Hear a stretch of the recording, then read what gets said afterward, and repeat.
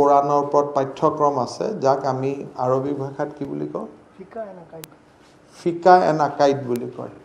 ফিকা এণ্ড আকাইদ এই সাবজেক্টটো থকা কাৰণে কলেজিয়েট স্কুল আৰু হাই মাদ্ৰাছা স্কুলৰ মাজত পাৰ্থক্য এটা থাকিছিল সেইকাৰণে কলেজিয়েটৰ পৰা কোনবা যদি এপিয়াৰ কৰে তাক হাই স্কুল শিক্ষান্ত বুলি কয় আৰু এই মাদ্ৰাছা বিলাকৰ পৰা এপিয়াৰ কৰিলে কোৰ্সটো সব একেই থাকে কিন্তু এই 50 নম্বৰৰ ধৰ্মীয় শিক্ষাৰ কাৰণে তেওঁলোকক হাই মাদ্ৰাছা বুলি কোৱা হয় আদাৰৱাইজ ম্যাথ সায়েন্স সকলোবোৰ একে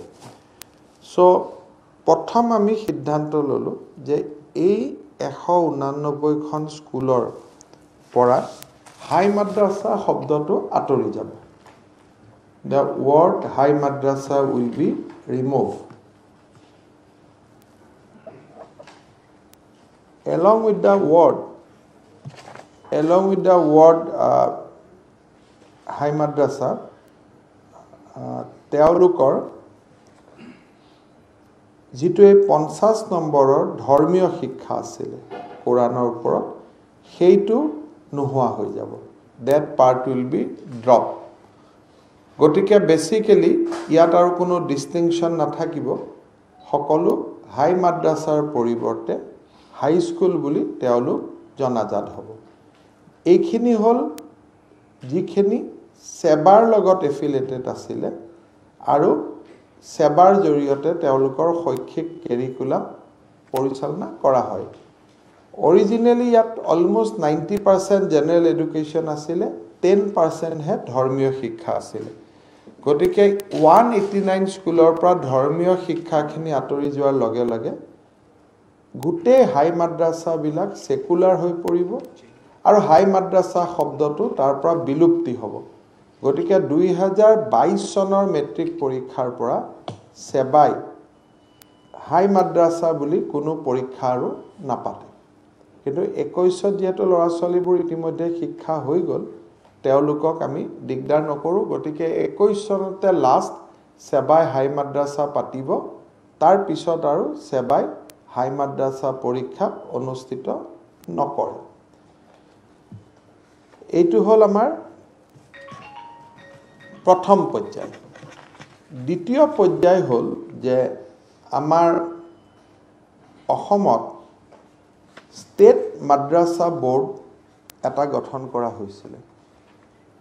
এই স্টেট মাদ্ৰাছা বোৰ্ডৰ অধীনত 4খন আৰবিক কলেজ আছিল 14খন টাইটেল মাদ্ৰাছা আছিল সিনিয়ৰ মাদ্ৰাছা 138 আছিল আৰু প্ৰি সিনিয়ৰ মাদ্ৰাছা 230 আছিল এই 542 ইনষ্টিটিউশনত দুটা পঢ়া হৈছিল এটা হল আমাৰ নৰ্মেল হায়াৰ সেকেন্ডাৰী এডুকেশ্যন কাউন্সিলে প্ৰিস্ক্ৰাইব কৰা সিলেবাস আৰু আনটো হল পিউৰলি থিওলজিক্যাল সাবজেক্ট অন ইসলাম যোৱাকালি আমি কেবিনেটত আমি লোৱা সিদ্ধান্ত কেইটা হল যে State Madrasa Board shall stand dissolved from the declaration of the result of examination to be held in academic year 2021-22 তাৰ মানে এই বছৰৰ পৰীক্ষাটো হৈ যোৱাৰ লগে লগে 2021-22 ৰ পৰীক্ষাটো হৈ যোৱাৰ লগে লগে State Madrasa Board will be dissolved সেইটো হল যে লাষ্ট ষ্টুডেন্ট খিনি লাষ্ট সুযোগ দিয়াৰ লগে লগে এটো হৈ যাব তাৰ পিছত এই মাদ্ৰাছা ইনষ্টিটিউট বিলাকৰ যি আছিল তেওঁলোকৰ একাডেমিক যেটো অথৰিটি আৰু এডমিনিষ্ট্ৰেটিভ অথৰিটি সেইটো ডাইৰেক্টৰ সেকেন্ডাৰী এডুকেশ্যনলৈকে ৰূপান্তৰ হ'ব এই গুটেই মাদ্ৰাছা বিলাকৰ নামৰ পৰা মাদ্ৰাছা শব্দটো নোহোৱা হৈ পৰিব তৃতীয়তে এই মাদ্ৰাছাত যিবিলাক থিওলজিক্যাল কোৰ্স পঢ়োৱা হৈছিল সেই থিওলজিক্যাল কোৰ্স বিলাক উইথ এফেক্ট ফ্ৰম 1/4/21 বন্ধ হৈ যাব থিওলজিক্যাল কোৰ্স মানে ইসলামিক যেটো কোৰ্স আছিলে সেইবিলাক বন্ধ হৈ যাব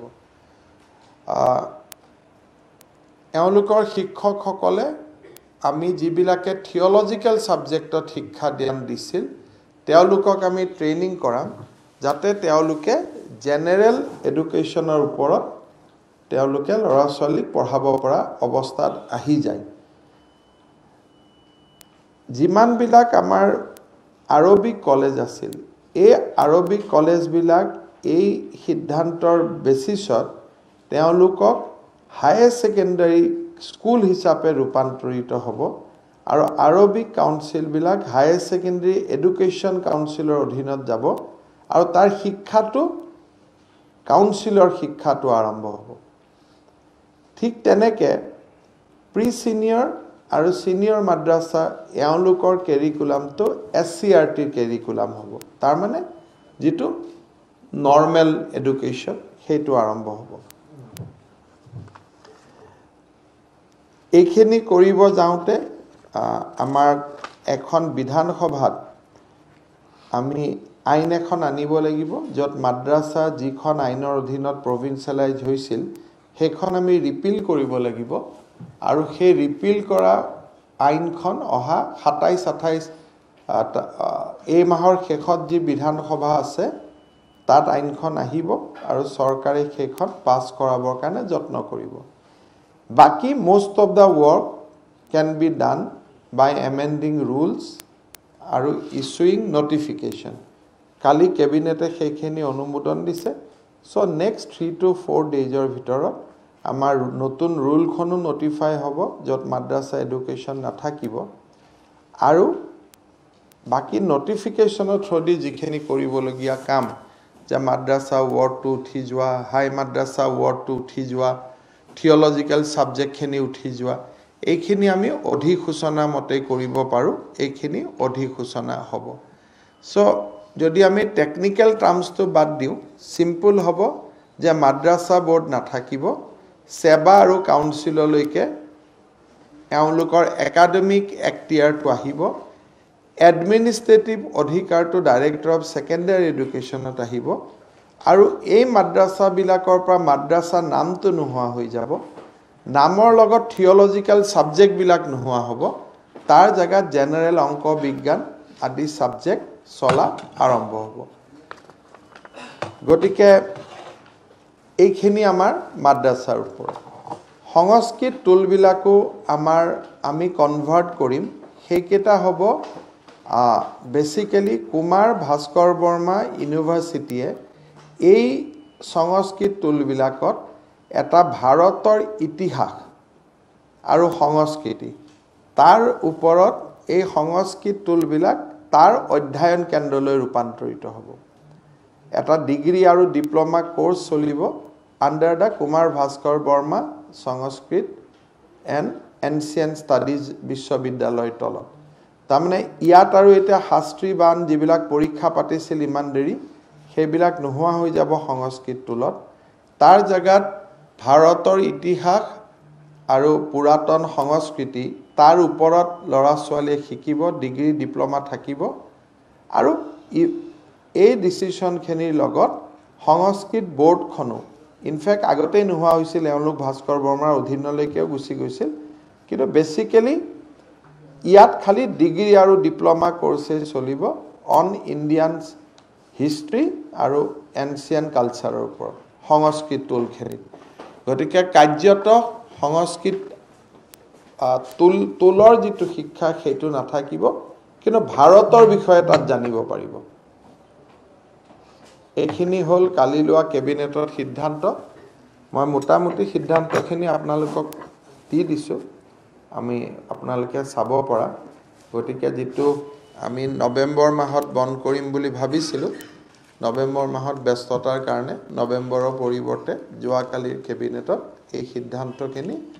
পাৰিত কৰা হয় বিল্ডিং কেটা থাকিব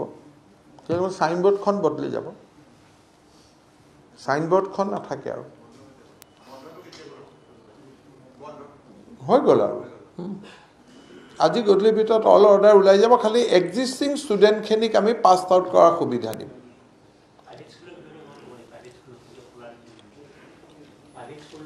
প্ৰাইভেটবিলাকক খেৰাজী মাদ্ৰাছা বুলি কয় তাৰ ওপৰত আমি কোনো সেইটো এটা বেলেগ এটা টপিক আছিল যে প্ৰাইভেট স্কুলবিলাকে যেতিয়া খুলিব খোজে ৰেজিষ্ট্ৰেশ্যন কৰোঁতে DSC অফিচত বহুত সময় লৈছিল গতিকে ইজ অফ ডুইং বিজনেছত আমি কৈছোঁ যে তেওঁলোকে এতিয়া অনলাইন এপ্লিকেশ্যন কৰিও যদি আমি লিখি দিয়া কণ্ডিশ্যনখিনি পালন হয় তেওঁলোকে ৰিকগনাইজেশ্যন পাব সেইটো বেছিকেলি প্ৰক্ৰিয়াৰ সলসলনি বাকি কোনো তাত বিশেষ আন কোনো ইস্যু নাই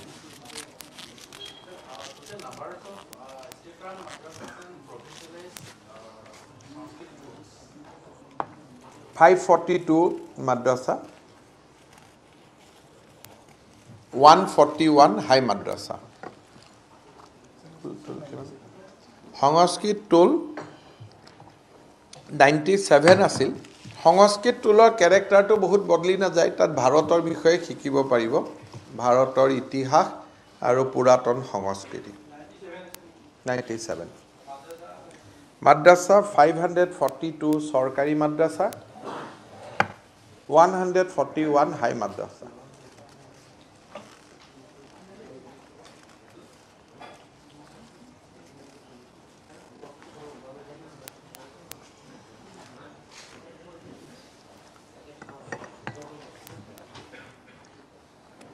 এই সংস্কৃত টোলখিনি যেটো ডিগ্ৰী ডিপ্লোমা কোৰ্স চলিব হেটো ভাস্কৰ বৰ্মা ইউনিভাৰ্সিটিয়ে বনাই আছে তাত বেদৰ পৰা কীৰ্তন ঘোষালৈকে গোটেইখিনি কথা ৰাইজে জানিব পাৰিব বৌদ্ধ জৈন আমাৰ যিবোৰ ভাৰতীয় সংস্কৃতিৰ গোটেই ইতিহাসটো তাতে লৰা ছোৱালীয়ে পঢ়িব পাৰিব হেটো অকল হিন্দু বুলি নহয় বৌদ্ধ জৈন গোটেই কেতিয়া খ্ৰীষ্টান সকল আহিলে কেতিয়া ইসলামিক সভ্যতা আৰম্ভ হ'ল কিন্তু mainly it will be focus on Indian civilization অসমে ভাৰতৰ ভিতৰত প্ৰথম ৰাজ্য হ'ব যত ভাৰতীয় সভ্যতা শিকোৱা ভাৰতীয় সভ্যতাৰ লগত নতুন পুৰুষক চিনাকি কৰি দিয়াৰ এটা ডিগ্ৰী কোৰ্স আৰম্ভ হ'ব ইণ্ডিয়াৰ কোনো ষ্টেটতে degree diploma on Indian civilizational study নাছিলে যেটো আমাৰ ইয়াত ফাৰ্স্ট টাইম আমি আৰম্ভ কৰিম এই টোলখিনিত এই বস্তুটো আৰম্ভ হ'ব লৰা ছোৱালীয়ে ডিগ্ৰী পাব ডিপ্লোমা পাব আৰু ভাস্কৰ বৰ্মা ইউনিভাৰ্সিটিয়ে চলাব কিন্তু শাস্ত্ৰী বা আন ধৰণৰ যিবিলাক পৰীক্ষা আছিল সেইবিলাক আৰু টোলত নাথাকিব কোনোবাই প্ৰাইভেটলি কৰিব খুজিলে কৰি থাকিব পাৰিব কিন্তু আমাৰ চৰকাৰী ভাবে নাথাকিব আৰু মাদ্ৰাসাখিনি জেনাৰেল স্কুললৈকে ৰূপান্তৰ হ'ব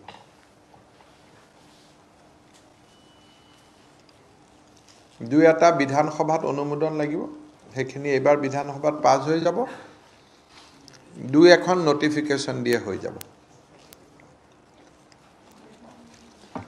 1934 ত স্যাৰ সাদুল্লা যেতিয়া মুখ্যমন্ত্ৰী আছিল অসমত মাদ্ৰাসা শিক্ষা আৰম্ভ কৰা হৈছিল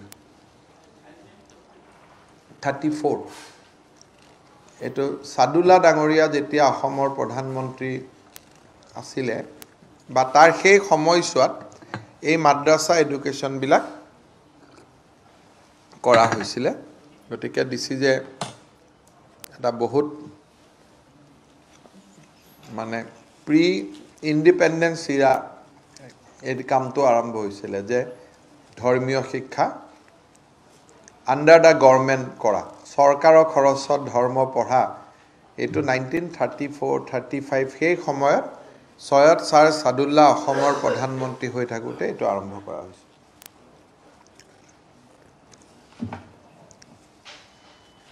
গতিকে এটো এটা আমাৰ হৈ গ'ল আৰু বাকিটো মই যোৱা প্ৰেছ কনফাৰেন্সত আপোনালোকক কৈছো যে 1 তাৰিখৰ পৰা স্কুল কমপ্লিট খুলি যাব আৰু গাইডলাইন এডুকেশ্যন ডিপাৰ্টমেন্টে উলিয়াই দিব আৰু বেসিক্যালি 1 জানুৱাৰীৰ পৰা স্কুল বিলাকৰ ওপৰতো যেটো আমাৰ ৰেষ্ট্ৰিকশন আছে দুদিন ক্লাস তিনদিন ক্লাস আমি সব উঠাই দিম it will be converted to regular class খালি মাস্ক আৰু এটা social distance otherwise all classes will come from 1st January. যেটো staggered আমি কৰি থৈছিলো এটো উঠি যাব আৰু education will start as usual খালি mask আৰু social distance.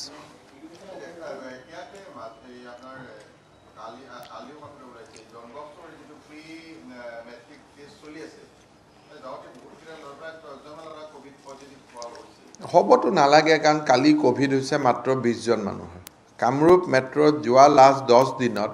কোভিডৰ সংখ্যা 20-25 আৰু মেইনলি এয়াৰপোৰ্টৰ পেছেঞ্জাৰ তেনেকে স্কুলৰ পৰা 10 কেতিয়াবা কি হয় এজনৰ হলে ওচৰত থকা সবৰ হৈ যায় মাজতে এখন বিয়া হৈছিল একেলগে 35 জনৰ হল কিন্তু বাই এণ্ড লাৰ্জ অসমতো এতিয়া 100টাৰ ওপৰ 100-150টাতকৈ গোটেই অসমতে কেছ নাই গতিকে আমি academic restriction all restriction will be withdrawn from 1st January কাৰণ আমি আমি দুমাহ দেখিছো দুমাহতে এটো কন্ট্ৰোলত আছে আৰু ইমান ডাঙৰ বিটিসি আমি সকলোৱে কম বেছি ভায়োলেট কৰি পেলাই ক্যাম্পেইন কৰিছো কিন্তু কোভিডটো বঢ়া নাই তাতে দুটা চিৰাং ডিস্ট্ৰিক্টত 0 কবাত বাস্কাত এটা কোকৰাঝাৰত দুটা এনেকৈ আছে তাৰ পৰা বুজা যায় যে অসমত কোভিডৰ এটা আমি এটা ফেজ পাৰ কৰিছো যদি কিবা কাৰণত সেকেন্ড ওয়েভ আহে এটা বেলেগ কথা আৰু অলপতে বিপিআৰ এখন প্ৰেছ মিট দিছে কোকৰাঝাৰত প্ৰবীণ বৰুৱে তেওঁলোকে কৈছে যে বৃহৎ বিপিআৰ তেওঁলোকক সুযোগ দিয়া নহল গণতন্ত্ৰ ধ্বংস কৰা তেওঁলোকে আইনৰ আশ্ৰয় ল'ব আৰু কাক বাধা দিব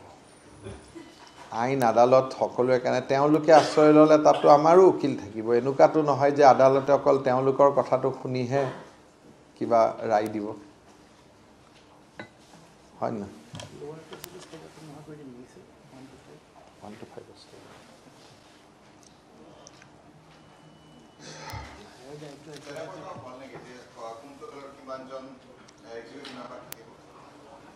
5 জন ব্যক্তিয়ে অহাকালি শপত ল'ব 2 জন ইউপিপিএলৰ পৰা আৰু বিটিসিৰ চিফ আৰু ডেপুটি চিফ দুইটাই ইউপিপিএলৰ লগত থাকিব ভাৰতীয় জনতা পাৰ্টিৰ পৰা 2 জনে শপত ল'ব আৰু এজন জিএসপিৰ শপত ল'ব কালি 5 জনে শপত ল'ব 2 from BJP 2 from UPPL 1 from GSP কিন্তু বিজেপিয়ে চিফু লোৱা নাই ডেপুটি চিফু লোৱা নাই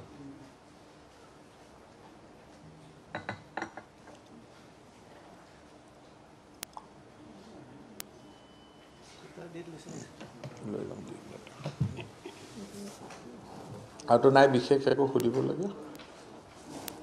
ঠিক আছে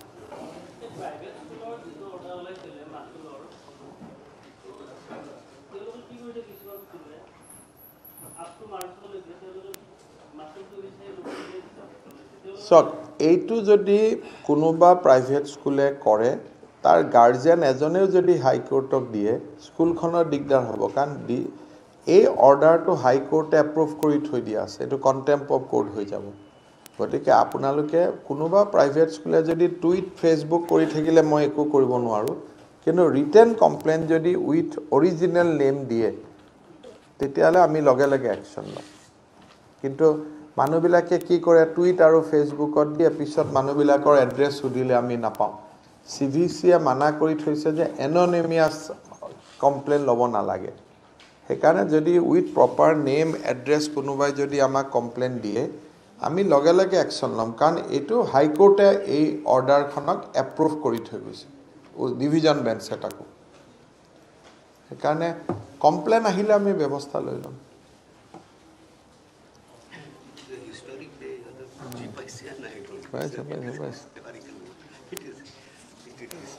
এটো আমাৰ মানে গুটে অসমৰ এডুকেশন সিস্টেমটো আমি সেকুলাৰাইজ কৰি দিলো বহুত ডাঙৰ এটা ঐতিহাসিক সিদ্ধান্ত আছিল 1934ত আৰম্ভ কৰা প্ৰেক্টিস এটা we could stop এটো আপোনালোকক মই নোটটো দি দিছো সবখিনি পাবই তাতে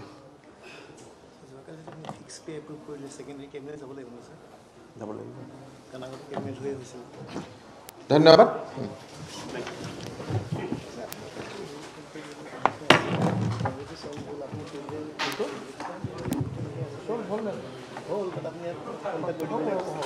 হ'ল